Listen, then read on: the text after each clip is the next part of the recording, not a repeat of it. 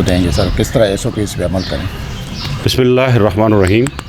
Covid इस वक्त सिर्फ पाकिस्तान में नहीं पूरी दुनिया में फैली हुई है और इसकी जो थर्ड वेव आई है, आपको याद होगा कि मैंने अपनी एक इंटरव्यू में भी और नेशनल एड्रेस में भी मैंने ये रिक्वेस्ट की थी कि जो मेरी अपनी रिसर्च है और जो मैंने किताब इस पे लिखी है उसके मुताबिक तीसरी वेव बड़ी फैटल होगी।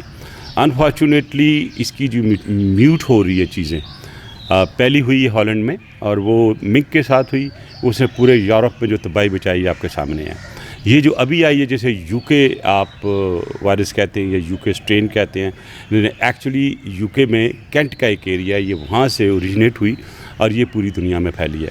अभी जो इस वक्त पाकिस्तान में आई है ये बहुत डेंजरस प्रूव हो रही है और क्योंकि इसका स्ट्रेन जो है वो 24 घंटे तक ये रह सकता है ज़िंदा हवा में भी अगर कोई पास से गुज़रा हो, और ये लगती बहुत जल्द है। अगर 10 लोग हैं किसी एक जगह पे तो 6 को डेफिनेटली लग जाएगी, ये सर्वे है।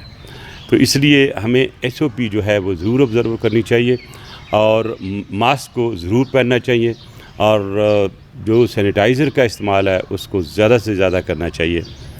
देखें, इसकी एहतियात इतनी ज़रूरी है, आप इससे अंदाज़ा कर रहे हैं कि हमारे मुल्क के प्राइम मिनिस्टर इमरान खान साहब को खुद ये कोरोना वायरस के वो शिकार हो गए। हम दुआ करते हैं अल्लाह मियां को जल्द से जल्द सेहत अता फरमाए। लेकिन एक चीज़ जो है इसे सबक ज़रूर सीखें कि कोरोना के सामने, कोरोना 19 के सामने और जो नई स्ट्रेन है ये नहीं देखती कौन प्राइम मिनिस्टर है, कौन पियोन है और कौन डॉक्टर है और कौन कोई प्रोफेसर है या कोई ब्यूरोक्रेट है।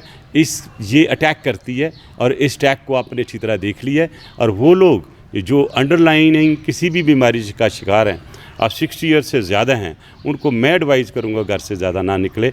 ये चलेगी अभी मेरे ख्याल से, जो मैंने रिसर्च देखी है, परसों से देख रहा हूँ, जून तक इसकी बहुत ज़्यादा पीक होगी।